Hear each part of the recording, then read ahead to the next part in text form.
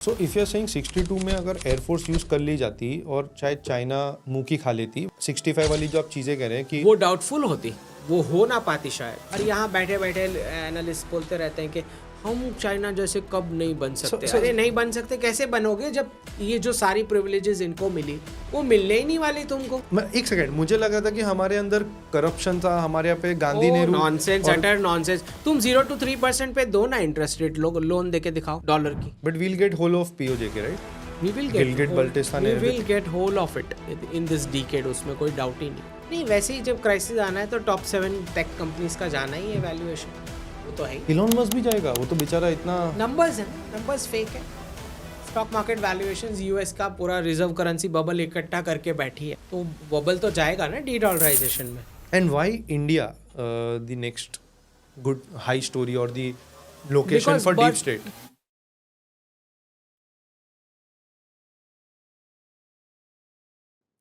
तो चाइना कहाँ से बिगड़ा? क्योंकि चाइना में सीसीपी 45 के आसपास आती है, आई थिंक वर्ल्ड वॉर के बाद। देखिए ये जो सारे हॉटस्पॉट्स खड़े किए गए हैं उसमें सबसे पहले चाइनीज कम्युनिस्ट पार्टी 1962 का वॉर हमारे साथ किए। ओके, उससे पहले 1962 की ही सीसीपी की प्लानरी में ये तय हो चुका था कि 1965 से कल्चरल रेवोल्यूशन होने वाला है चाइना में। मतलब सारे धर्म को हटा देना है, धार्मिक प्रैक्टिसेस को हटा देना है। मैं इस पे आता हूँ, ये बहुत अच्छा मोमेंटम पकड़ा है हमने, but I want to put a little, थोड़ा सा पीछे जाते हैं, क्योंकि 55 में आई थिंक या 50s में ही तिब्बत ले लिया गया था।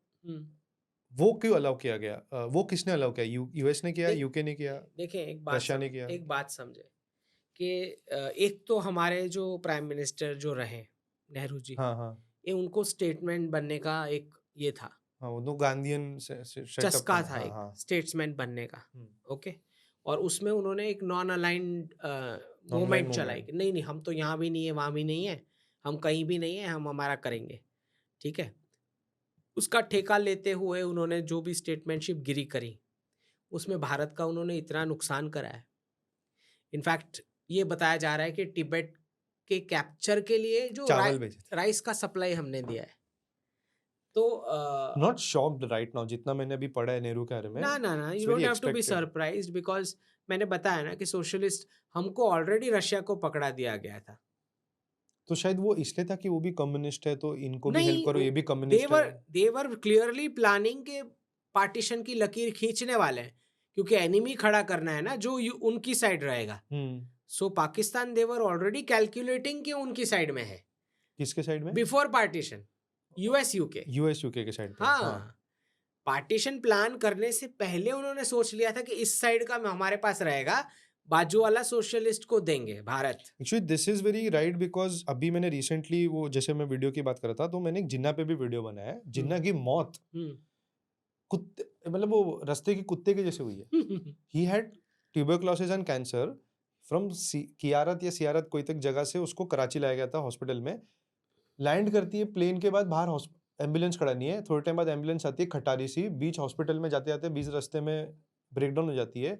धूप में, कड़ी धूप में वो 1 घंटा पड़ा रहता है, जब तक हॉस्पिटल पहुंचता है मर जाता है।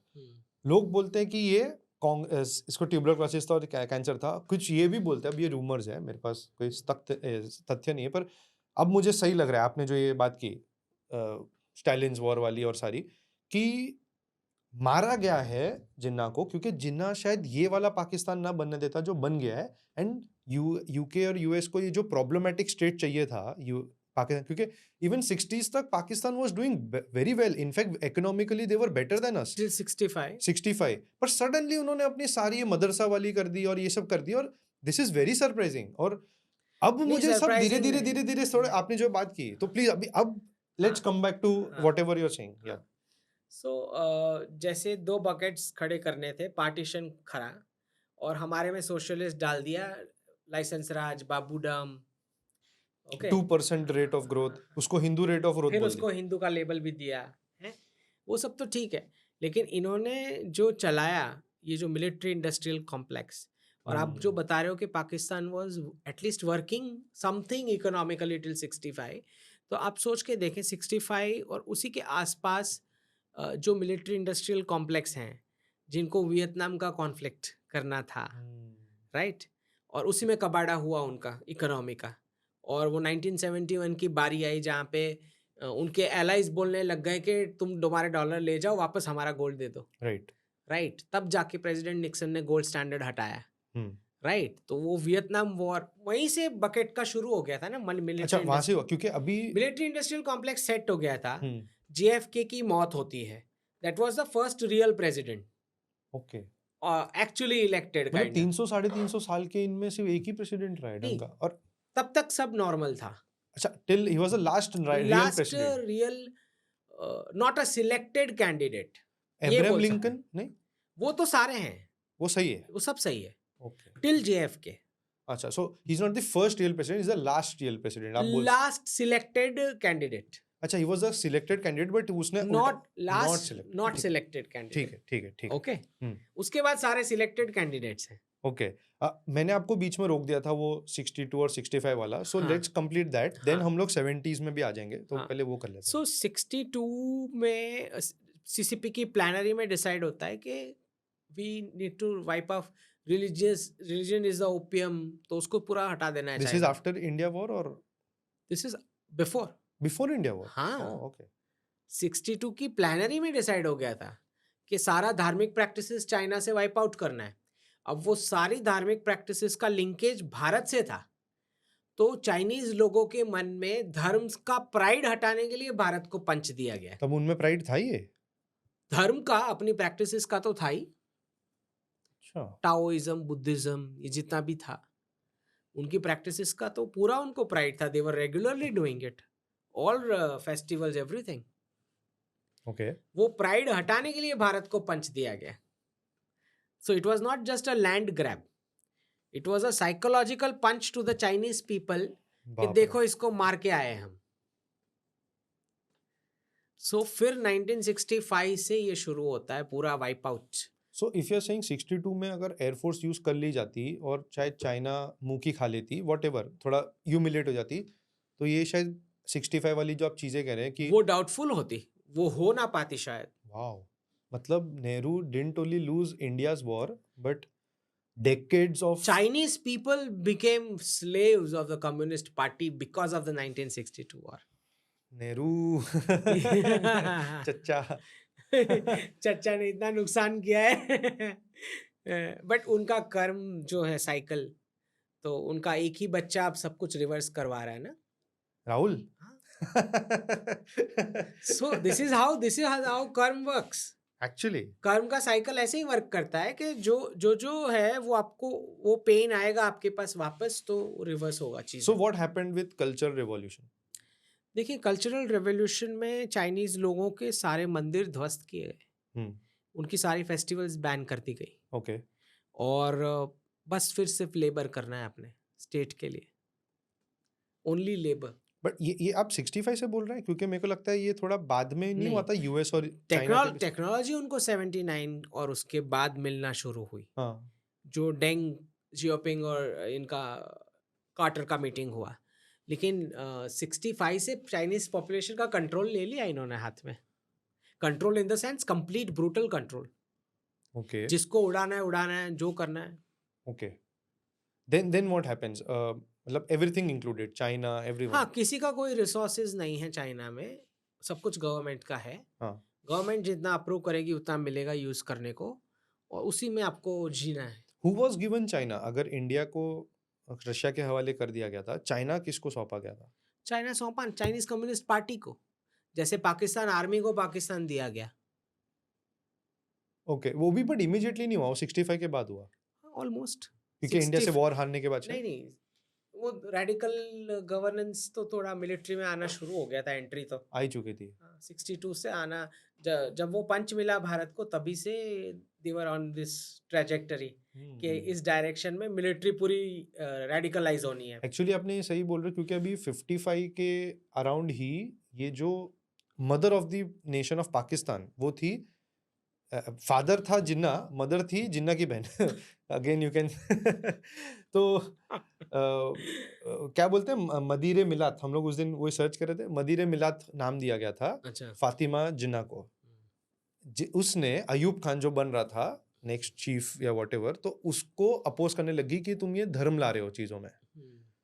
तो मदर मिलात, हाँ मादिर मिलात जो भी है, उसको इन्होंने बोल दिया इंडिया की स्पाई है ये, तुम्हारे देशद्रोही है, और उसको बाद में ना वो मर गई बोलते हैं अपने घर में, पर बहुत लोग बोलते हैं कि मर्डर हुआ है, मार दिया गया। ये पाकिस्तान है।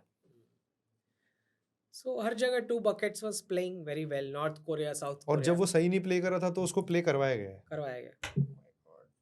So let's surgically go ahead, आगे आगे क्या, क्योंकि अभी 71 में फिर So बांग्लादेश वो हैपेंड व्हाई? वियतनाम वॉर में जाते हैं, हाँ, वियतनाम वॉर। इकोनॉमिक खराब हो जाती है, military industrial complex is making money, reserve can you currency tell me one status. Thing, why did Vietnam conflict happen? मेरे को ये बता सकते हो, मतलब इसका कुछ नहीं है, इट्स लाइक बोला जियोपॉलिटिकली ये बोला जाता है चाइना इन्फ्लुएंस्ड वियतनाम, और कि वो कम्युनिस्ट बना रहा है। हाँ तो चाइना से geopolitically- लड़ना चाहिए था कि वियतनाम से लड़ना चाहिए? चाइना को तो इन्होंने अपना फैक्ट्री बनाया, इकोनॉमिकली स्ट्रांग किया, सीसीपी को ट्रेन किया, पूरा सब किया, और चाइना को गाली देते रहे कि तुम कम्युनिस्ट हो, तुम but communist. That happened after Russia जब थ्रेटन किया था इनको कि हाँ। हम न्यूक्लियर स्ट्राइक कर देंगे, और इन्होंने बचाया था, हाँ। तब ये इनके गोद में गिरी ये थी। चूरन है। अच्छा, ये भी नहीं हुआ है? ये मैं बता रहा हूँ, ये चूरन है। Oh my God. ये जो पूरा चूरन दिया गया है कि रशिया को काउंटर करने के लिए इसको सपोर्ट किया, और कभी इसको सपोर्ट करने के लिए चाइना को काउंटर किया, this are all stories. Basically हर जगह इन्होंने ऐसे टू बकेट्स बिठाए हैं। ओके, साफ, ओके, भले मीडिया में जो भी हेडलाइन चल रहा हो। ओके, वरना सीसीपी, आप मुझे बताओ, चाइनीज कम्युनिस्ट पार्टी टिकती कैसे बिना जिस प्रकार की डॉलर की फंडिंग की गई, हाँ, उनका जो कॉस्ट ऑफ प्रोडक्शन आता ही कैसे इतना लो बिना डॉलर, वॉल स्ट्रीट के फाइनेंस के बिना। हमें तो बताया जाता है कि इंफ्रास्ट्रक्चर बनाया है 80s से, उन्होंने बहुत मेहनत की आप है। बताओ ना, जब अदानी का यहाँ पे न्यूयॉर्क में जो जैसे ही अदानी का ग्रोथ होना शुरू हुआ, हाँ, तो न्यूयॉर्क में से वो लिस्टिंग के ऊपर ये आ गया इनका तुरंत। जो बाद में अपोलोजाइज किया गया कि रॉन्ग था। हाँ, वो तो जब अलाइन हो गए तो सुधर गए। अच्छा, लेकिन ये बता रहा हूँ कि जो सहूलियत इन्होंने चाइनीज को दी, हाँ, वैसा कोई टेक चोरी करने हमको नहीं मिलने वाला, वैसे कोई मुफ्त के डॉलर हमको नहीं मिलने वाले। और यहाँ बैठे बैठे एनालिस्ट बोलते रहते हैं कि हम चाइना जैसे कब नहीं बन सकते। अरे नहीं बन सकते, कैसे बनोगे जब ये जो सारी प्रिविलेजेस इनको मिली वो मिलने ही नहीं वाली तुमको। एक second, so are you telling me कि हम लेजी नहीं थे, हमें एक सेकंड, मुझे लगा था कि हमारे अंदर करप्शन था, हमारे यहाँ पे Gandhi Nehru. Nonsense, utter nonsense. तुम 0 to 3% पे दो ना इंटरेस्ट रेट, लोन देके दिखाओ डॉलर की। 0% पे तू कितना काम मेरे करेगा? 30 साल बर्बाद हो गए ना ये सोच के कि मैं इंडिया को नहीं, वो कोस रहा रॉ- हूँ, नहीं, मैं इंडिया को कोस रहा हूँ कि इंडिया क्यों चाइना नहीं बन पाई। इंडिया को तुम जो कोस रहे हो, वो सोशलिस्ट गवर्नेंस भी तो अमेरिकन प्रेसिडेंट ने रशिया को तुमको पकड़ा दिया था। तो 71 में जो इन्होंने अपनी सबमरीन बेच के हमें बचाया था, वो इसलिए बचाया था क्योंकि ये अपनी कंट्री को बचा रहे थे। कौन सी सबमरीन? ये बोलते हैं ना कि 1971 में रशिया यूके ने जो और भेजी थी, हाँ बचाने दैट के was real help. Real help की, वो फिर अपनी कंट्री को बचा ही रहे थे ना, टू गो इनटू द गोद ऑफ ये यूएस और यूके के गोदी में ना चले जाए, शायद इसलिए हो रहा हो। नहीं, देखिए, 2 बकेट खड़े हो गए हैं, और वो बकेट ने वैसे रोल प्ले करना ही पड़ रहा है मजबूरी में, क्योंकि एक सेट ऑफ नेशन को सैंक्शन किया गया है। अब वो जिएगा कैसे रिलेशनशिप रखे बिना? समझ रहे हो? क्योंकि जैसे क्रायोजेनिक इंजन्स दिए जैसे हमें। जैसे पाकिस्तान के लिए मजबूरी थी कि जो भी यूएस करा रहा है, करवा रहा है, डॉलर दे रहा है, चल रहा है मेरा। बिल्कुल वैसे भारत के पास क्या ऑप्शन था? जब आप वेपन दे नहीं रहे हो मेरे को, हाँ, पाकिस्तान मेरे को स्ट्राइक करने वाला है, तो मैं जाऊंगा ना रशिया से लूंगा। पर रशिया क्यों अपने लेकिन पाकिस्तान और इंडिया को यही नहीं पता है कि उनका पार्टीशन करा के ऑलरेडी पाकिस्तान को उस अमेरिका ने रख लिया था और भारत को पकड़ा दिया था, रशिया को। ये किसी को नहीं पता है। हाँ, ये नहीं पता है। अब हाँ। जब आपने ये कंसेप्ट बताया है तो हाँ। मुझे लग रहा है कि जो 71 में हमें लगा था कि रशिया ने हमें हेल्प किया है, गोइंग ऑन अ लिम्ब, सीधा super power versus super power जो वॉर हो सकती दैट थी, वाज अ रियल कॉन्फ्लिक्ट, उनके लिए वो रियल था। वाज इनके इट लिए नॉट कि वो इंडिया जो इनकी कंट्री है, हम इसको अपने कंट्री को बचा रहे हैं, ना इसलिए शायद भेजा हो। ना understand, Russia was aligned with the Gandhi family. Oh, एक सेकंड, तो इंडिया के भी अलाइन नहीं थे वो? अब वेपन्स तो दिए थे, अगर आप उसको अलायंस के क्योंकि डेफिनेशन हम लोग में। ने वो मूवी देखी है जो माधवन की मूवी थी अबाउट द नंबी जी के बारे में। नहीं, that Nambi, was real help. तो उसमें रशिया क्रायोजेनिक इंजन जब हम उन लोग का अंडरस्टैंड कंट्री टूट रशिया रहा था तब जाके भेजी है तभी भी। Understand Russia gave you real help, उसमें कोई डाउट नहीं कर रहा है। हमने लिया भी वो हेल्प, अलायंस भी था, लेकिन अलायंस कैसा? गांधी फैमिली के साथ अलायंस। थोड़ा सिंप्लीफाई करिए। और ऑप्शन तो हमारे पास था कौन सा? हाँ। हमको कौन से वेस्टर्न वेपन्स मिल जाने थे? ऑप्शन भी कहाँ था? तो स्क्रिप्ट तो उनकी प्ले आउट हो रही थी। जीते भले हम वॉर भले हम जीते, स्क्रिप्ट उनकी चल रही थी क्लैश कराने की, डॉलर को रिजर्व करेंसी स्टेटस में कंटिन्यू रखने की, which is they were pretty much successful। What if Pakistan जीत जाती, क्या होता? पाकिस्तान जीत कहाँ से जाती? वो जीतने कहाँ देते हैं? अगर वो स्क्रिप्ट कौन हो सा वॉर जीतते हैं भाई? वो अमेरिका कोई वॉर नहीं जीतता है। अच्छा, तो अमेरिका ने जीता नहीं अमेरिका इसलिए वो नहीं, हाँ, कोई एलाइज को जीतने नहीं देता भाई अमेरिका। कौन सा वॉर जीतने दिया? ना वियतनाम जीते हैं, ना अफगानिस्तान वो जीते तो हैं। अलाई भी नहीं था, वो तो खुद था। नहीं वो, हाँ, यूक्रेन कौन सा जीते हैं? मुझे बताओ, इराक कौन सा जीत लिए? वो अभी भी चल रहा है कॉन्फ्लिक्ट अंदर इराक में। इराक छोड़ के गए क्या वो? नहीं गए। वो तो ऐसे 10 मिलियन जब वो सिविलियंस को मार जीतने दिया। का ऑब्जेक्टिव ही नहीं है उनका, तो वो जीतेंगे कहाँ से? माय गॉड, ये जो आज की कन्वर्सेशन रही है मेरे लिए, आई नहीं, थिंक तुम मुझे बताओ ना, तुम जो लोग भी बोल रहे हैं वेस्टर्न वेपन ले लो, वेस्टर्न वेपन ले लो, मुझे बताओ वेस्ट जीता कहाँ है? कौन सा वॉर जीता है वो?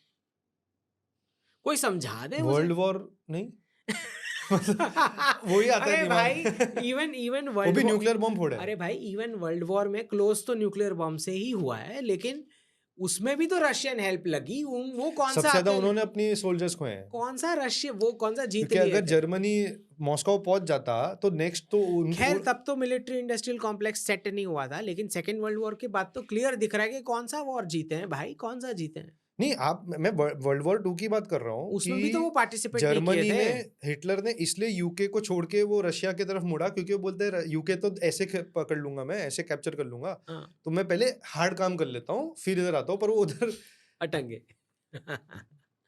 सो अंडरस्टैंड दिस थिंग कि जीतने के लिए जब है ही नहीं वॉर, वॉर किस लिए है कि भाई एक बिल्डिंग में डॉलर छप रहा है, बाजू में डिफेंस कॉन्ट्रैक्टर बैठा है, उसको मनी लॉन्ड्रिंग हो रही है, और तीसरा कंट्री डिस्ट्रॉय हो रहा है। वो क्लोज क्यों होएगा वो वॉर? यूक्रेन कितना टाइम लगा क्लोज होने में? हाँ, दैट वाज वेरी वियर्ड। जो चीज पर रशिया क्यों नहीं एक साथ कैप्चर कर लिया स्क्रिप्ट? नहीं, अंडरस्टैंड सब देखें, एक बात समझें कि ये जो डॉलर के जितने भी हॉटस्पॉट्स हैं जिसका रिवर्सल चल रहा है, इसमें रशियंस क्या चाहते हैं? Russians want a chunk of territory of Ukraine. Not whole Ukraine. Whole देगा नहीं ना उन्हें कोई, अच्छा, बिकॉज अंडरस्टैंड जो नेगोशिएशन होता है उसमें ऐसे ही होता है कि आप जो कैप्चर करते हैं फिर उसमें से कुछ कम या ज्यादा, but we'll get whole of POJ right?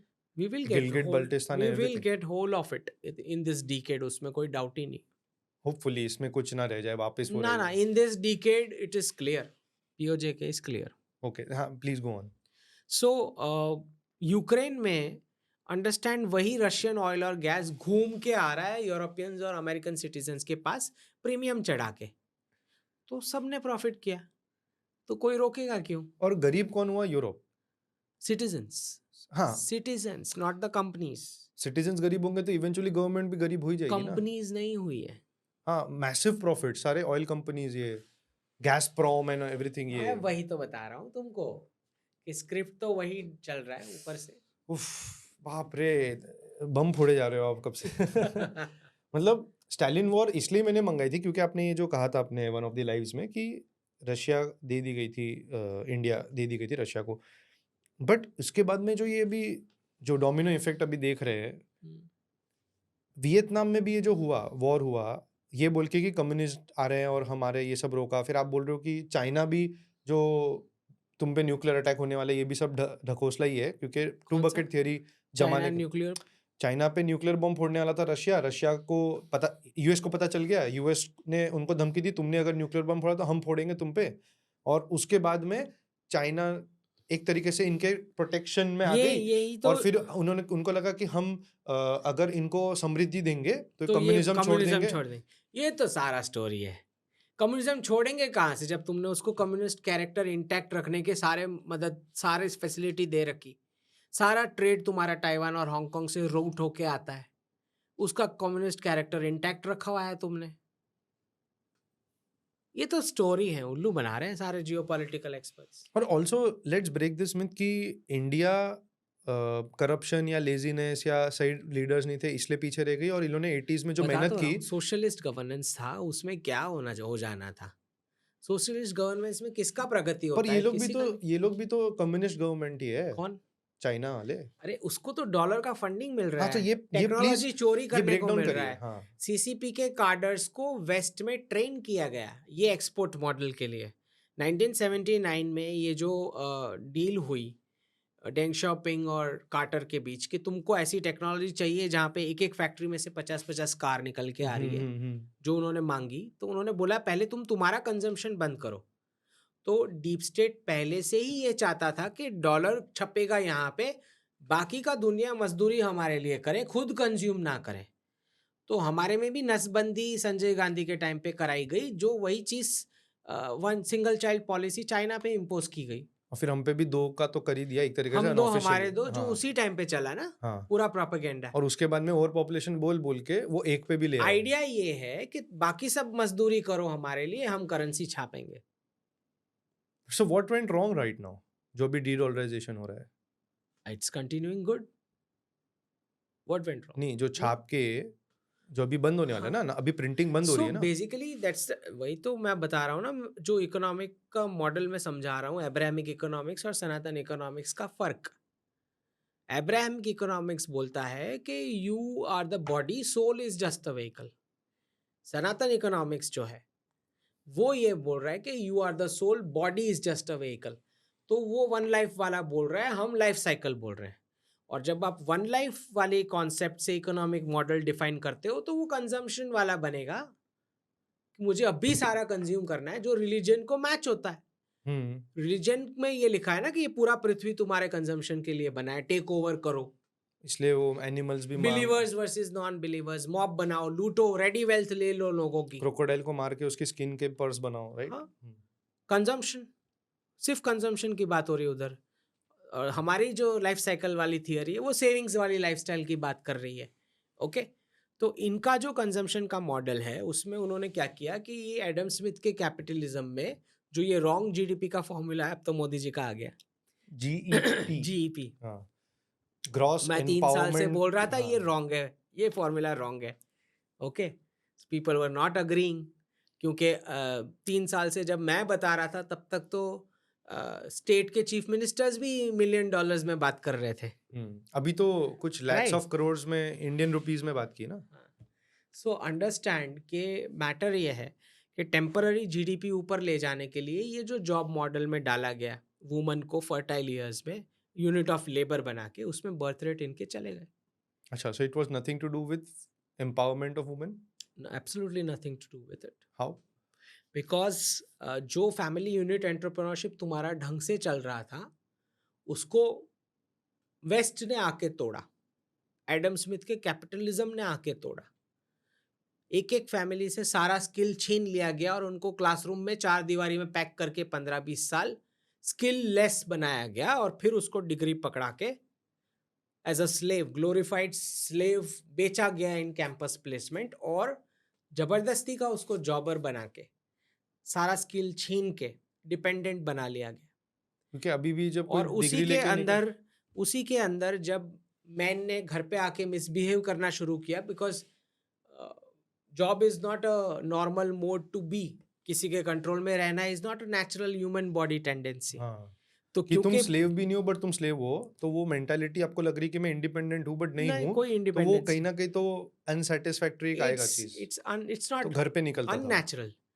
तो इस्लामिक इन्वेजन ने ये नहीं किया, ये ध्यान रहे। जब इस्लामिक इन्वेजन था तो उन्होंने बिजनेसेस बंद नहीं करवाए, क्योंकि उनको पता था कि यही तो कमा रहे हैं। सो यार टेलिंग मी कि क्रिश्चियन लोग एक्चुअली ज्यादा ईविल है इस चीज में। जब वेस्ट आया तो उन्होंने ये एडम स्मिथ का capitalism classroom to job model बिठा के आपका एंटरप्रेन्योरशिप ध्वस्त किया। ब्रिटिशर्स ने 100% 300% टैक्स डाल के बंद करवाया आपका बिजनेस, जो वुमन चला रही थी विद फैमिली मेंबर्स। वो टेक्सटाइल वाले वो रियल एम्पावरमेंट था, वो जो बंद करवाया उन्होंने।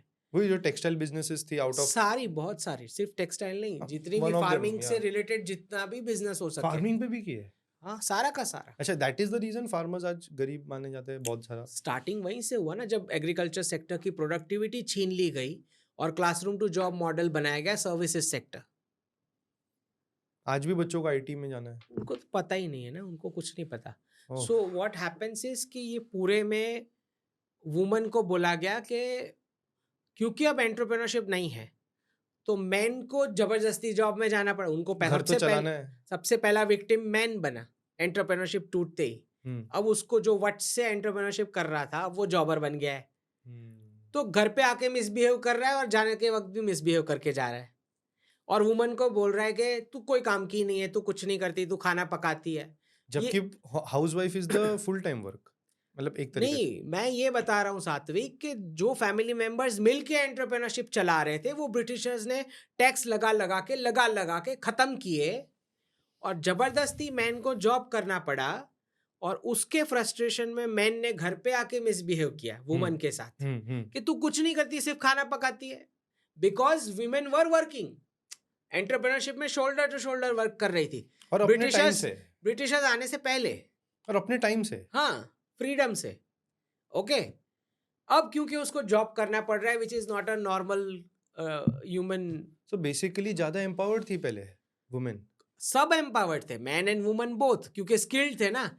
4 फैमिली मेंबर्स मिलके एंड प्रोडक्ट बना रहे थे भाई। आज 4 फैमिली मेंबर्स मिलके एक पेंसिल नहीं बना सकते। हाँ, मतलब Okay. आज मैं अगर बोलूं कि मेरी फैमिली साथ में मिलके क्या बना सकती है, स्किल तो कुछ है नहीं ही बना नहीं सकती। ना, स्किल है ही नहीं। जब स्किल है ही नहीं, पूरा classroom to job model basically slavery का कॉन्सेप्ट बना दिया गया उसको कन्वर्ट करके, क्योंकि ब्रिटिशर्स आने से पहले तो कोई एजुकेशन डिपार्टमेंट था ही नहीं ना। मैं उसको कोलोनाइजेशन डिपार्टमेंट बोलता हूँ क्रिश्चियनाइजेशन डिपार्टमेंट। सो ये जो मॉडल बना जिसमें मैन को फ्रस्ट्रेशन आया कि मेरे को जॉब करनी पड़ रही है, तू कोई काम की नहीं है, ये जो मिसबिहेवियर किया मैन ने, उसकी वजह से वुमन भी जॉब पे लगी और उसको इस मिसबिहेवियर को एम्पावरमेंट समझने लग गई बेसिकली। हाँ, क्योंकि शायद वो ये बोल सकती है कि मैं भी कमाती हूँ तो मुझे तुम्हारी बकवास सुननी नहीं है। बेसिकली गरीब इकोनॉमी बनाने का फॉर्मूला है जॉब। क्योंकि अभी पूरी मैं वो इकोनॉमी गरीब रहेगी, एक्चुअली और राइट। एडम स्मिथ वाले जो फ्यू बिजनेसमैन हैं टॉप 5%, वो 90% वेल्थ एक्यूमुलेट करके मजे तो करेंगे। पहले ऐसा नहीं होता था। नहीं, बिल्कुल भी नहीं।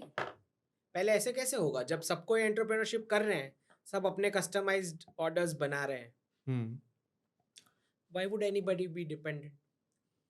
ओके, तो मतलब एक कह रहे हो कि सब अमीर थे कि वेल्थ अच्छे से डिस्ट्रीब्यूटेड था, क्या था दोनों में से? वेल्थ अच्छे से डिस्ट्रीब्यूटेड था। So that was enough for everyone to live happily. It is like ideal कुछ ऐसा होना चाहिए, मैं खाली नंबर्स ऐसे एस्टिमेट दे रहा हूँ। आइडियल ऐसा होना चाहिए कि 80% पॉपुलेशन के पास आपके कम से कम 65% वेल्थ देश की होनी चाहिए। ओके, मतलब कुछ तो अमीर एकदम ज्यादा होंगे, कुछ थोड़े होंगे, हाँ। बट सब लोग के पास कुछ ना कुछ है। सबके पास डिसेंट लिविंग होना चाहिए, और जब सब कुछ काम कर और रहे वो हैं, तभी हो सकता है जब सारे फैमिली मेंबर स्किलफुल हो। राइट, क्योंकि अगर सब लोग मतलब पेरेंट्स पढ़ाने की पोजीशन में हो, नेक्स्ट जनरेशन जब खुद बताए तो खुद बता सकते हैं, तो खुद कमा रहे हैं तो एक्सप्लेन कर पाएंगे ना कि क्या सीखना so है। there is no unemployment. No unemployment, no illiteracy, no poverty, no inflation. तो जब बड़े होंगे बिजनेसेस, समझो उनकी फैमिलीज बड़े नहीं हो पाई, तो कोई तो जॉब करता होगा। बाकी के करते ही है ना, जिनसे नहीं हो पा रहा है एंटरप्राइजिंग। बट पूरा फैमिली में से कोई तो एंटरप्राइजिंग हो गई ना। But actually that's a good thing, क्योंकि कोई तो निकलेगा ही एंटरप्राइजिंग, तो पूरा फैमिली को भी साथ में ले चलेगा। बट अब ये हो चुका है ना कि पूरा जो स्टैंडर्डाइजेशन, अब्राहमाइजेशन हो चुका है प्रोडक्ट्स का, कि भाई एक ही डिजाइन का प्रोडक्ट बनना है और उसके इतने नंबर्स बैचेस बनेंगे और कॉस्ट ऑफ प्रोडक्शन नीचे आता है। और ये एडम स्मिथ का कैपिटलिज्म, जिसमें 5% लोगों के हाथ में 90% वेल्थ आ जाती है, और फिर डीप स्टेट फिर बनता है। उनको फिर स्क्रीन पे देखते रहो आप कि ये लोग मजे कर रहे हैं।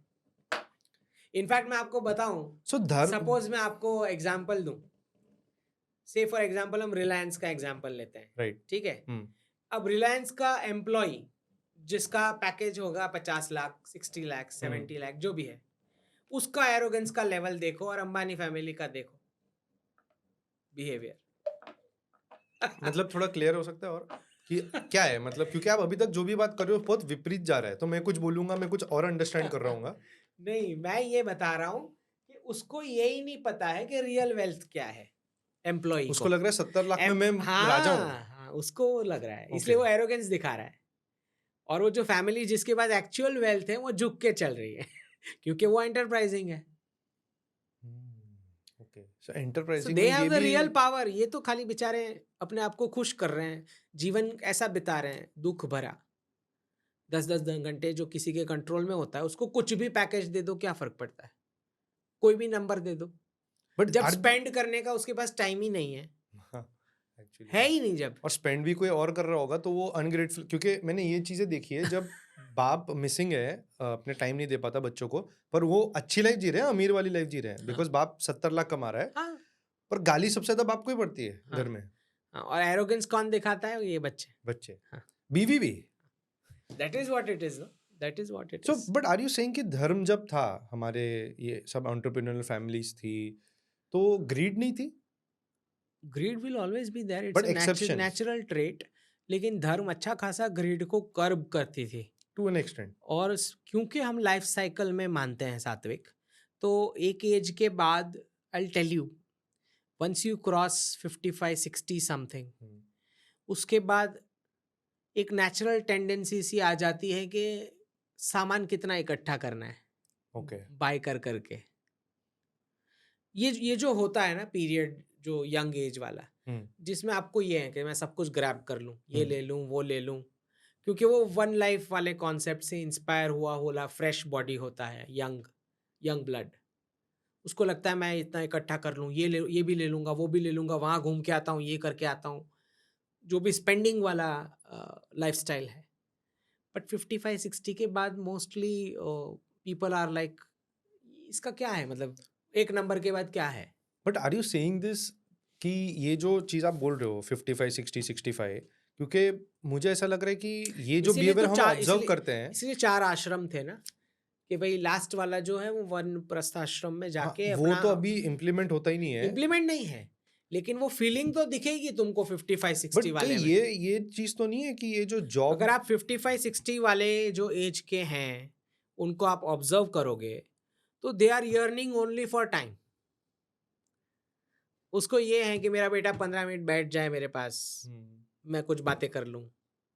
उसको कोई वैल्यू ही नहीं है, तुम 1 करोड़ लेके आओगे, 5 करोड़ लेके आओ, उसको कोई फर्क नहीं पर पड़ता आप जो ये बिहेवियर बोल रहे हो स्पेंडिंग का, कि वो ज्यादा कम स्पेंड करने लग जाता है, मन नहीं करता है, वो इसलिए तो भी नहीं है कि वो रिटायरमेंट एज आ जाती है, अब वो ज्यादा उतना लेवल पे कमा नहीं रहा है। नहीं, नहीं, एंटरप्रेन्योर में भी अब बोल नहीं, रहे हो कि वो, साइकोलॉजिकली उसको समझ में आ रहा है कि इसका कोई मतलब ही नहीं था ज्यादा। This is a natural process, in Okay. General बता रहा हूँ, एक्सेप्शंस होते ही हैं। Okay, so we started on this women वाला चीज and family entrepreneur because what's wrong कि ये जो सिस्टम चलता है, क्योंकि आपने बोला कि डीप स्टेट वही चाहता था कि एक साइड पे प्रिंटिंग हो और दूसरे साइड पे लोग हमारे लिए कुछ और बनाए और हम मजे से अपने यूएस में जिए। So why has it gone wrong in 2025 कि अभी डी डॉलराइजेशन इतना हाई पेस पे चल रहा है, Trump is into it, everything as is, हो गए ना, बर्थ रेट गए, अब बर्थ रेट नहीं है, कंपनीज को तो प्रॉफिट चाहिए। तो इन्होंने प्रॉफिट ये यूएस में क्यों नहीं मेंटेन किया? जब इन लोग का बर्थ रेट कर्व किया गया तो यूएस में क्यों ये लोग डीपॉपुलेट ये कर रहे हैं? मानते ही नहीं है ना, ये तो वन लाइफ कॉन्सेप्ट में मानते हैं, इसलिए इनकी इकोनॉमी ऐसे एक साइकिल के बाद एक ही साइकिल का पता है उनको बस। But वो deep तो state is believe he in नहीं, power since भाई 300-400 years, डीप right? स्टेट की बात ही नहीं कर रहा मैं, अमेरिकन सिटीजन्स की बात कर रहा हूँ। बर्थ रेट किसके जा चुके हैं? डीप स्टेट को तो प्रॉफिट चाहिए ना।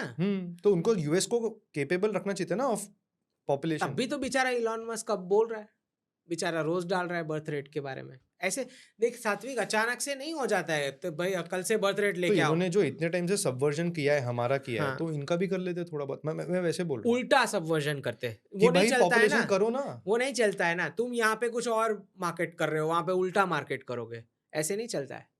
क्योंकि फ्लो यूनिडायरेक्शनल है, तय वो कर रहे हैं, डॉलर तय कर रहा है कैसा जीवन जीना है, कैसे कपड़े पहनने हैं, शूज का साइज क्या होगा, फटे हुए कपड़े पहनने तो अवार्ड मिलेगा, ये सब डॉलर तय कर रहा है।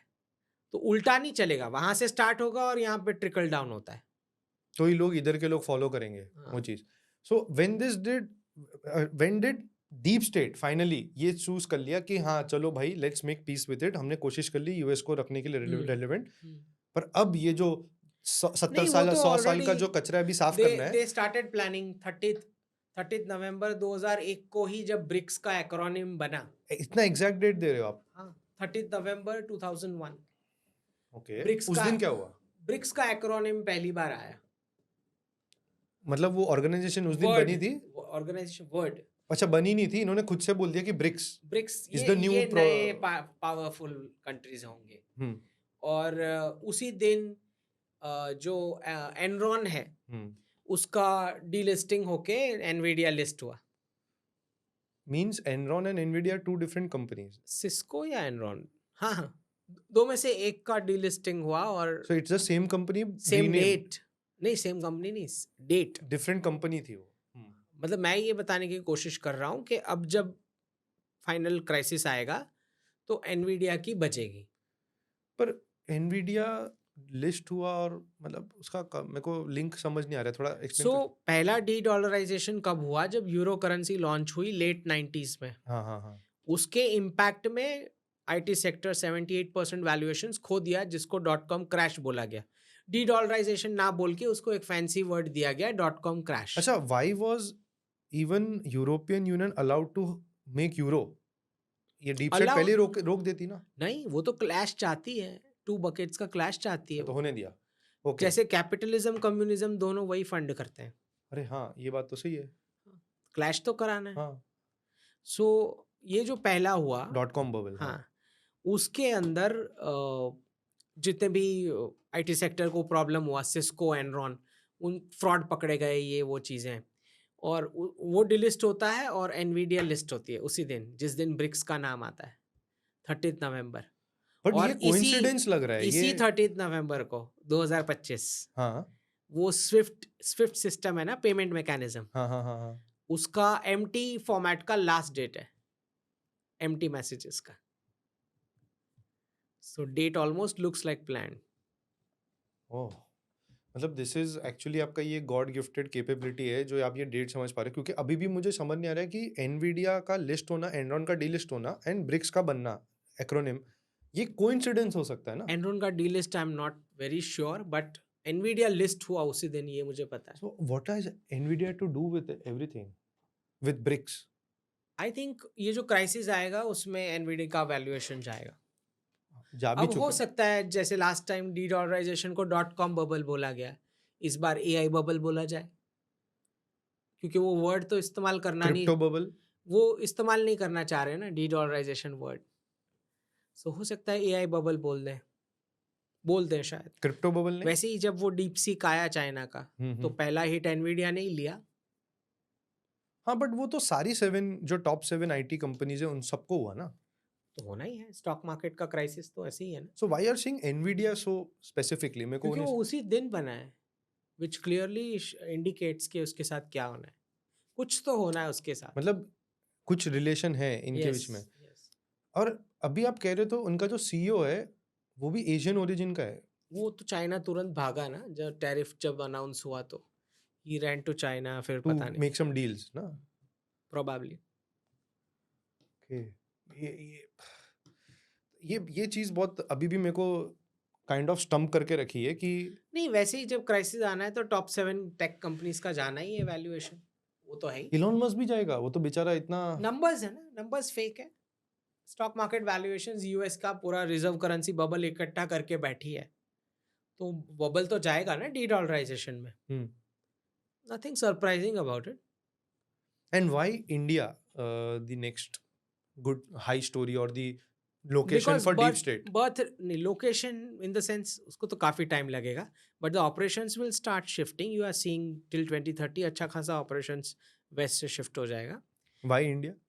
यंग वर्किंग पॉपुलेशन जो पैसे कमा रही है और खर्च भी कर पाएगी, ऐसी किसी के पास नहीं है. But Hindus are losing their fertility. Still अभी का नंबर तो है, अभी तो यंगस्टर्स हैं. मतलब next 20 years, working next 20-30 years, 20-30 years उसके लिए इतना बड़ा क्राइसिस ला रहे हैं लोग फॉर 30 इयर्स. नहीं, आप समझ नहीं रहे हो. हाँ, नहीं समझ रहा एक्चुअली. हाँ. उसके लिए क्राइसिस नहीं ला रहे. बट वो पूरा रीसेट हो रहा है ना फाइनेंस का, तो उसी के भारत को ऊपर लाने के लिए क्राइसिस नहीं लाया जा रहा है। हाँ हाँ। क्राइसिस इसलिए लाया जा रहा है क्योंकि उनके बर्थ रेट जा चुके हैं, तो अभी तो ये एक ही ज्योग्राफी है तो तब तक 30 साल में कोई नया और ज्योग्राफी खड़ी कर ले। और चाइना और रशिया का कितना एक्सेस मिलना है, नई geography in the sense Africa के पास है बर्थ रेट्स, बट प्रोडक्टिविटी नहीं है। हाँ, तो 20-30 इयर्स में वो थोड़ा रेडी हो ही जाएगा। ओके। क्योंकि मिनरल रिच है बहुत ज्यादा, काफी, बहुत ज्यादा। बट पॉलिटिकल इंस्टेबिलिटी बहुत है। पर वो भी तो यूरोप का ही हैंडलिंग है उधर, मेन फ्रांस फ्रांस है। को तो निकाला जा रहा है हाँ इन दिस डीकोलोनाइजेशन प्रोसेस, हाँ। so now it will be a new tug of war between players, Who will be the main players? all four. 4 are Russia, India, China and US. Okay, so BRICS क्या है फिर? Brazil, south Africa plus में जो अभी ये सब आ गई दूसरी कंट्रीज, हाँ। ये लोग क्या करने वाले हैं? ये लोग थोड़ा सा लड्डू खाएंगे उसका, ऐसा? ब्रिक्स का मेन पार्ट तो रिक है ना, RIC। एक्चुअली मैं सच बताऊं तो इंडिया है, विदाउट इंडिया ये बेसिस फॉर्म ही नहीं होता, राइट? क्योंकि एक ही विदाउट ट्रस्टेड इंडिया मेंबरशिप नहीं आती। मेंबरशिप नहीं आती। नहीं, ब्रिक्स ये का जो तो इस बार 23 और एप्लीकेंट्स हैं, हाँ हाँ। राइट, उसमें से भी फिल्टर होगा।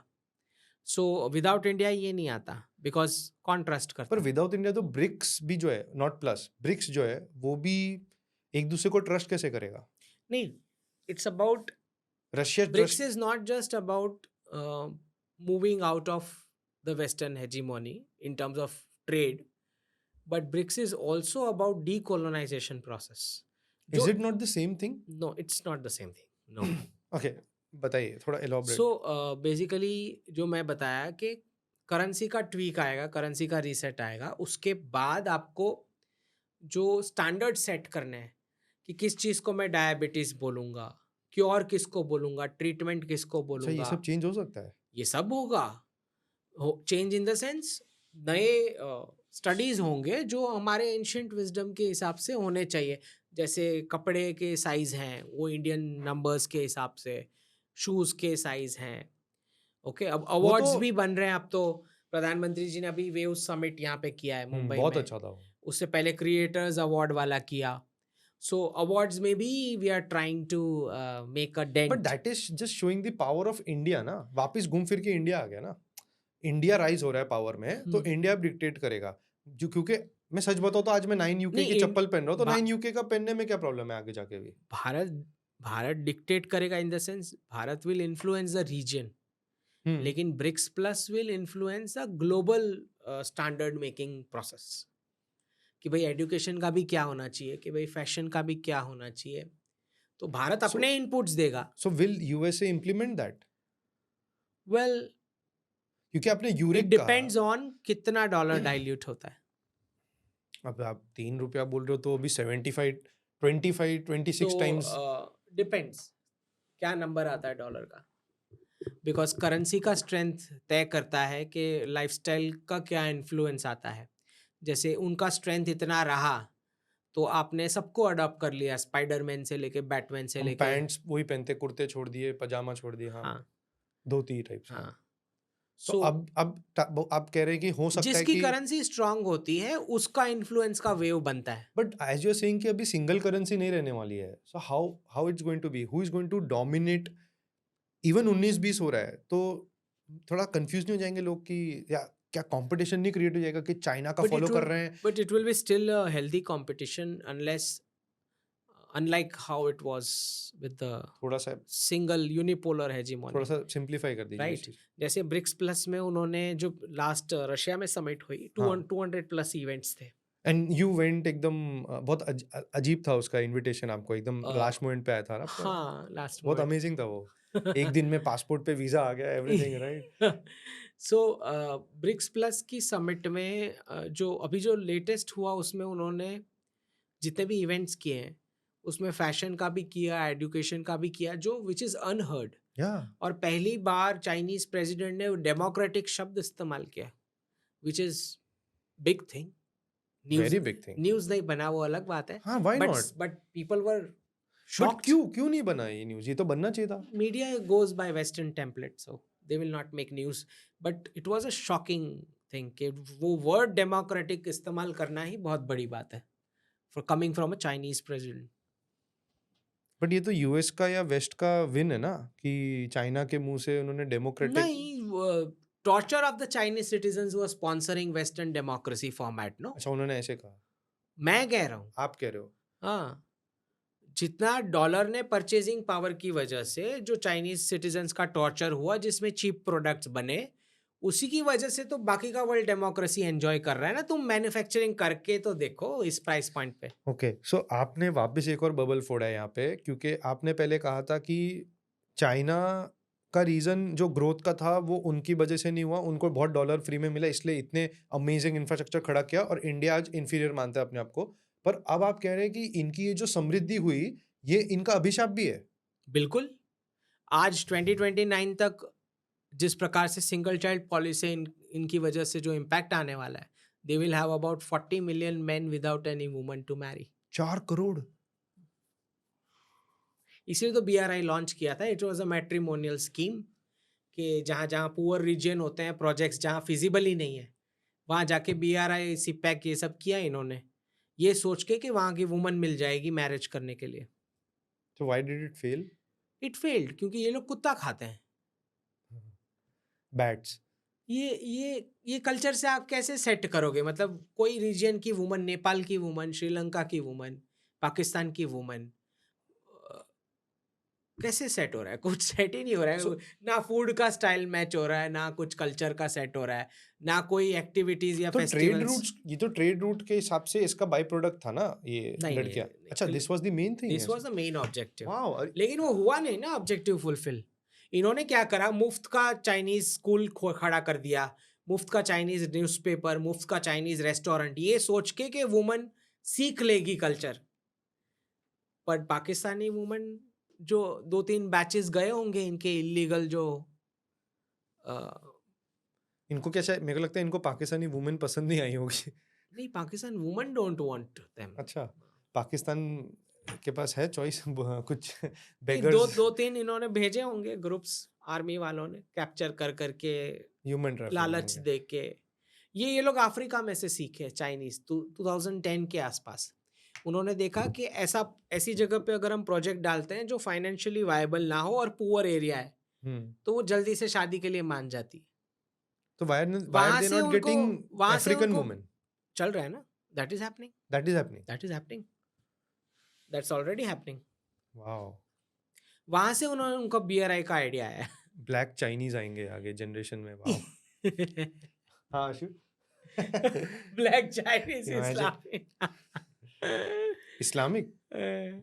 आपने इस्लामिक कहा? वो पाकिस्तानी तो इस्लामिक ही है ना, वो लड़कियां। हाँ। But now you are saying कि धर्म अभी जो ये लोग मूव करना चाहिए इनको, चाइना को धर्म के तरफ वापस, जो उनकी पहली की आइडेंटिटी है सिविलाइजेशनल, जो हाँ, भारत वो से मिली है। अब क्योंकि डीडॉलराइजेशन फिर- हो रहा फिर- है, एक्सपोर्ट मॉडल से बाहर निकल रहे हैं, तो उतना टॉर्चर करने की सिटीजन्स को जरूरत नहीं है, तो अनएम्प्लॉयमेंट भी फेस होने वाला है और चाइनीज प्रोडक्ट्स भी कॉस्टली होने वाले हैं। तो ये सब क्राइसिस को झेलने के लिए धर्म के अलावा और कोई ऑप्शन नहीं। तब तो ये अनएम्प्लॉयड मैन के साथ तो कोई भी शादी नहीं करेगा, चाइनीज भी नहीं करेगी। बहुत बहुत सीरियस क्राइसिस है। So how, what do you think China is going to do? क्या करेंगे? It's a crisis. और वहाँ पे जिस प्रकार से CCP ऑपरेट करती है, ऑफिशियली स्पीकिंग तो CCP का बैनर है, now it's a Xi Jinping party anyways since 2022। CCP का बैनर ही सिर्फ लगा है, बट जो मेथडोलॉजी है ब्रूटल, कि कोई भी विरोध को दबा देना है पर्ज करके, that will not change. But मुझे अभी भी समझ नहीं आ रहा है कि 22 तक जो CCP के अंदर आप कहते हैं कि एक्सटेंशन ऑफ DS बैठे थे, this is not from this conversation, मैंने जो इनकी पहले कन्वर्जेशन सुनी है। आप कह रहे हैं कि ये जो चीज़ें चल रही थी डीडॉलराइजेशन के साथ में भी आफ्टर 22 ये सेट हो गया, Xi Jinping with Modi and Putin and everything, for closing the unipolar world, yes. पर उसके लिए वो अब इतना बड़ा प्राइस पे कर रहा है अपने सिटीजन्स की, उसको पड़ी नहीं अपने सिटीजन्स की। But he has learned a lesson ना, कि इतना 40 साल मजदूरी करके वो 3 ट्रिलियन रिजर्व्स में बनाया है। पर अभी अपना 20 साल क्यों खराब कर रहा है वो? कौन सा? जो उनकी एक जनरेशन तो तबाह होगी ना तो इसमें। कब तक कॉलोनाइज होके घूमेंगे? How long? इतना मेहनत करके $100 का नोट 17 सेंट में छप रहा है और $100 का रियल चाइनीज गुड्स वहां से उठा के लेके जा रहे हैं, वो कब तक चलेगा? इनफैक्ट जैसे ही टैरिफ अनाउंस हुए, चाइनीज सारे टिकटॉक रील्स निकलना शुरू हो गई कि ये प्राडा का बैग तो इतने में हम बनाते हैं, यहीं से ले जाओ। ये तो है। राइट, तो खाली ब्रांडिंग ही था ना वेस्ट का, और क्या था, वरना वो प्राइस टैग लगता क्यों जब चाइनीज इतने में दे पा रहे हैं supply. So the very fact that के अब एक्सप्लॉइट नहीं होना है उनको, that is what they are saying. But you are saying धर्म उनके पास आएगा, डू यू थिंक जब धर्म आने लग जाएगा इनमें तो क्या इंडियन वुमेन जाएगी उधर? इंडियन मैन भी जाएंगे, वुमन भी जाएंगी। अच्छा, मैं उधर तो तो मेन ब्रिक्स बट वुमेन की कमी है ना। मैं तो ब्रिक्स समिट में बोल के आया हूँ कि आप बूढ़े हो जाओगे तो विल टेक केयर। वो तो हम लोग एंसेस्ट्रल प्रॉपर्टी ले लेंगे उनकी, वो मैं समझ गया। पर आप वुमेन तो पहले कम है, तो हम क्या ही वुमेन लाएंगे बेचारे, तो और हम बेचारे कवारे मर जाएंगे। उसकी तो बात ही नहीं है ना। वी आर सेइंग के आपके पास जो टेक्नोलॉजी है, आपको चाइना +10 मैन्युफैक्चरिंग करना है, मैन्युफैक्चरिंग डिस्बर्स करना है, उसमें सबसे ज़्यादा पोटेंशियल तो भारत के पास ही है। एप्पल का प्लांट जो आ रहा है चाइना से ही तो आ रहा है, वो सप्लाई चेन। तो अब जितना जितना देना शुरू करो। अब ये बर्डन कब तक तुम झेलोगे पूरे विश्व के लिए, और सिर्फ चाइना को पोल्यूट करना, चाइना के नेचुरल रिसोर्सेज यूज करना, कब तक झेलोगे ये? और डॉलर से इनवॉइसिंग करना, एक्सप्लॉइट होते रहो। सो ये डीकपलिंग जरूरी है, और ट्रम्प करके जाएंगे ये डीकपलिंग पूरा। ट्रम्प बोल रहे तो, but Xi Jinping is also into this. Obviously, okay, तो but that is not what the headlines से। ऑब्वियसली हेडलाइंस नहीं कहेंगे, कभी भी नहीं कहना भी नहीं चाहिए मेरे ख्याल से, नहीं तो विद्रोह और वापस टियानमेन स्क्वायर जो हो सकता है वो, यू नेवर नो। बट अभी ये जो भी क्राइसिस आने वाले हैं, whatever this is, where do you see India and China का relation going? I see upward trajectory. मतलब India China trade is going to go even, trade तो ऑलरेडी ऊपर है। 100 बिलियन क्रॉस हो गया है। हाँ, ट्रेड तो अच्छा ही है, but we want more of a balance trade. मतलब अब हमारा बिकना चाहिए वहाँ पे, और थोड़ा टेक ट्रांसफर चाहिए हमें। पर कैसे बिकेगा इन्वेस्टमेंट जब भी उनके चाहिए। पास सब है चीज? उनके प्राइस ऊपर जाने वाले, डॉलर का सप्लाई बंद होने, how much time do you think ये change? 2027, really? By end 2027? Early 2027। Wow, 1.5 years. Chinese products are going to become costly. तो अभी जो चाइना जाके अपना नया बिजनेस शुरू करना चाहता है कि चाइना में मैन्युफैक्चरिंग करा वो लो, तो बोल रहे हैं ना, तो वो प्रॉब्लम हो यही तो नेगोशिएट हो रहा है कि आप स्टार्ट करो, एक्सेस देंगे हम। इंडियन बिजनेसमैन के लिए सबसे बेस्ट टाइम आ रहा है हिस्ट्री का। पहली बार आपको लेवल प्लेइंग फील्ड मिलने जा रहा है। ना चाइना को टेक चोरी करने को मिलेगी, ना मुफ्त का डॉलर मिलेगा। चाइनीज प्रोडक्ट कॉस्टली होंगे, और आप रियल अगर इनोवेशन कर पाओ डी डॉलराइजेशन के बाद, लो रेट इंटरेस्ट रेट पे, तो आपका पूरा वर्ल्ड आपका है। एंड व्हाट, हम लोग को कुछ चाइना से टेक ट्रांसफर होगा जो इन्होंने चोरी की हुई है? बिल्कुल सो बेसिकली इंडिया को चोरी मिलना चाहिए। At least we will try to negotiate कि अगर आपकी इतनी इन्वेस्टमेंट आनी है, लगाने वाले हो तुम इतना परसेंटेज, 10, 20, 15 जो भी है, ओके, तो मिनिमल इन्वेस्टमेंट में नेशनल सिक्योरिटी के फिल्टर्स लगा के, ऑब्वियसली उसके बाद कॉन्ट्रैक्ट्स हो सकते हैं। मतलब ये प्रॉब्लम फिर भी रहेगी? नेगोशिएशन हमारे टर्म्स पे ही होंगे, बट ये प्रॉब्लम नेशनल सिक्योरिटी वाली फिर भी रहेगी। हमेशा रहेगी। हिस्ट्री ऐसी रही है। तो चाइना, आपकी हिस्ट्री चाइना के साथ कैसी रही है? But it's very recent history ना जो नहीं, खराब लेकिन है, आपने पहले तो अच्छा ही था। Still you don't want to attach the word trust with them. But फिर ये तो फिल्टर्स तो लगेंगे, फिल्टर्स तो अमेरिकन के लिए भी लगेंगे, तो इनके लिए क्यों नहीं लगेंगे?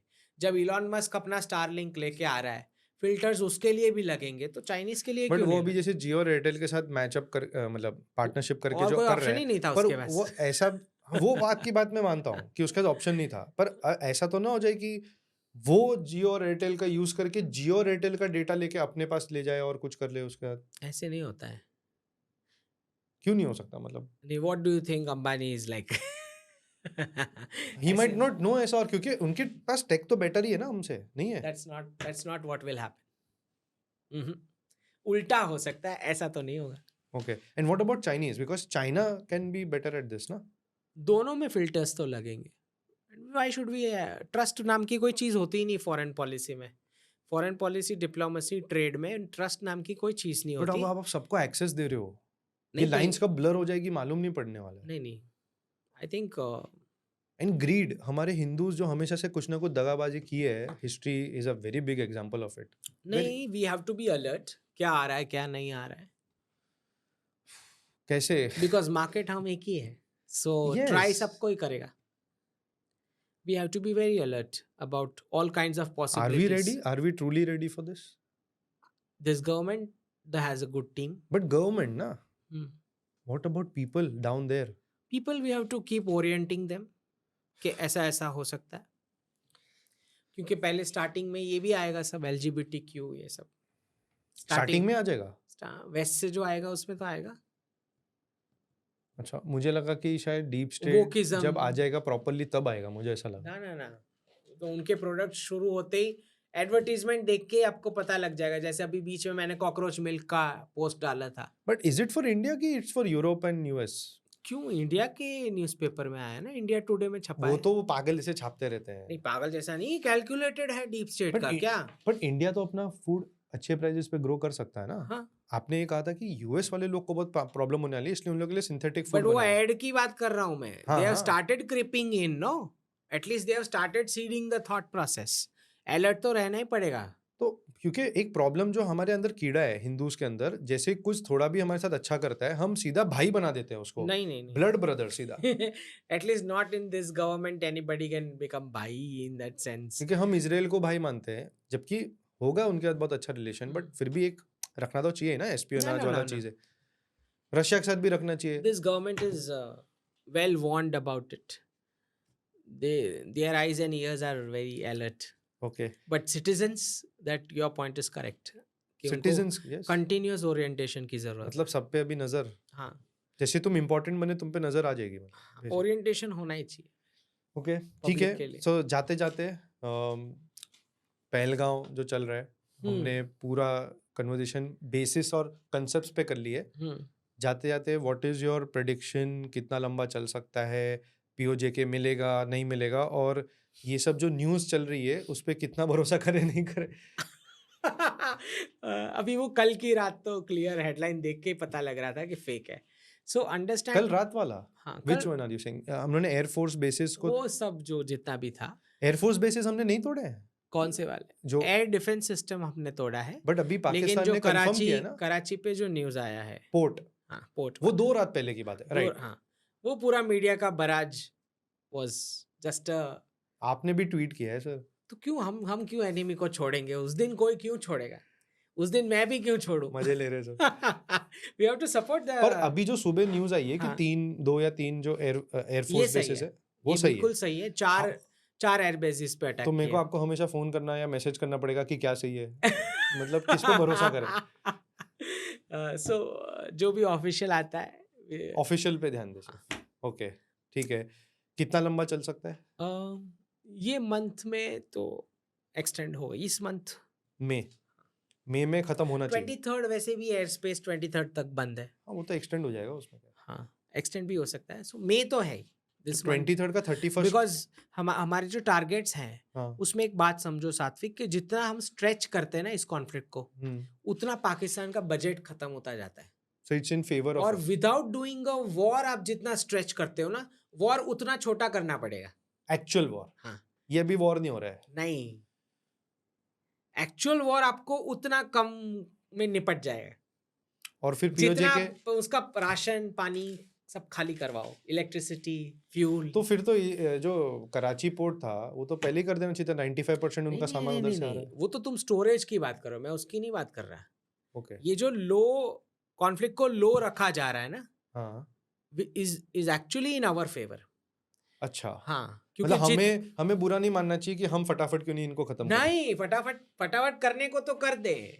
वो फटाफट वाला लंबा नहीं चलाना है. प्रधानमंत्री जी ने जब ये स्टार्ट हुआ उसके अगली रात क्या बोला था? समय कम है और करना बहुत है. हाँ. वे उस समिट में था. राइट. और उन्होंने ये भी कहा था, मैं ये स्थिति के हिसाब से नहीं कह रहा हूँ. हाँ. तो वो एक्चुअल वाले फुल स्केल कॉन्फ्लिक्ट की बात कर रहे हैं. ओके. वो हमको करने की जरूरत ही नहीं पड़ेगी, वो उतना छोटा हो जाए. And then POJK is ours mostly this decade, not this conflict. If opportunity knocks your door, you while. क्योंकि अगर आप कह रहे हैं एक्चुअल वॉर होना है, अगर एक्चुअल वॉर होगा तो इनके टुकड़े करो और पीओजेके ले जाओ घर. जब आप टेरिटोरियल ये लेने जाते हो, ठीक है, उससे पहले आप बोलोगे कि LOC is null and void. Which is जो शिमला अग्रीमेंट पे बात शिमला हुआ agreement. कि भाई ये अबेंस में है, हम्म ओके, न्यूज़ में आया एटलीस्ट। तो जब ये एलओसी नल एंड वॉइड हो जाएगी, आपने ये प्रोलॉन्ग कॉन्फ्लिक्ट करके उसको फाइनेंशियली पूरा ड्रेन कर दिया, हम्म फिर बहुत ही कम टाइम में you can achieve what ever. वो फिर तो हम कभी भी कर सकते हैं, चाहे कॉन्फ्लिक्ट शांत हो गया नहीं हो गया, आप ऐसा कह रहे कभी भी कर सकते हो, हैं? ये वाले अभी भी कर सकते हो, 2 महीने बाद अगस्त में कर सकते हो, 5 अगस्त जब भी, या 5 अगस्त को हमेशा कुछ जुलाई होता है? में कर सकते हो। So you will get enough opportunities, but financially पूरा इसको ड्रेन कर दो, क्योंकि आई थिंक वाजपेयी के टाइम भी ये हुआ था कि 6 महीने बॉर्डर पे रखा तो it was completely drained with the expense, क्योंकि उसको मेंटेन करने का भी खर्चा आता है, दैट लेवल ऑफ अलर्टनेस। वो एयर स्पेस बंद किया, उसका नुकसान तो है ही, बट इसके अलावा वो मेंटेन करने का अलर्टनेस का लेवल, उसका भी खर्चा आता है, ओके। और जो भी आर्टिलरी होती है, एम्यूनेशन होती है, उन सब की भी डिप्लीशन। हाँ। सो लग रहा है ये साल मैक्स टू मैक्स दिसंबर तक लग रहा है आ जाएगा। वेल, पीओके की बात कर रहे हो, hmm if Pakistan gives opportunity तो हमें छोड़नी नहीं चाहिए। Okay and opportunity means you will have to show to the world के हमको सिग्निफिकेंट नुकसान हुआ। ओके पर अभी तो सब ऊपर ही जा रहे हैं, कोई नीचे आने नहीं दे रहा है मिसाइल और नहीं ड्रोन नहीं, को। सिग्निफिकेंट हमारा कुछ नुकसान हुआ, तो we are going to justify taking POJK ऐसा? दैट जस्टिफाइज, मतलब वही है, पाकिस्तान के बट हाथ में है। इट एनीवे जस्टिफाइज ना। नहीं नहीं नहीं, ये पाकिस्तान के हाथ में है कि कितना एस्केलेशन ऊपर लेके जाना है। एस्केलेशन जैसे हुआ, फिर आपको छूट है, फिर आप वॉर ऑफिशियली सो अनाउंस कर दो। Basically India wants Pakistan. अभी तो स्ट्रेच करना है, अभी खाली स्ट्रेच करना है एंड आपने। ये आप बोल रहे 3 हफ्ता और स्ट्रेच कर लेंगे तो इन लोग थोड़े हद तक वो 3 हफ्ते में तो खाली हो जाएंगे, खाली हो जाएंगे। हाँ। और उसके बाद में you want them to do some desperate thing कि ये लोग एस्केलेशन हम जस्ट बोल दे कि बस ले रहे हैं हम। वो करेंगे ही, बिकॉज जब आप एंड पे आ जाते हो, फिर आप क्या करते हो? हाँ फड़फड़ाते हैं। हाँ, कोई भी कंट्री जब एंड पे आ जाती है तो बड़ा स्ट्राइक सो व्हाट आर करेगी। Your signal saying to you?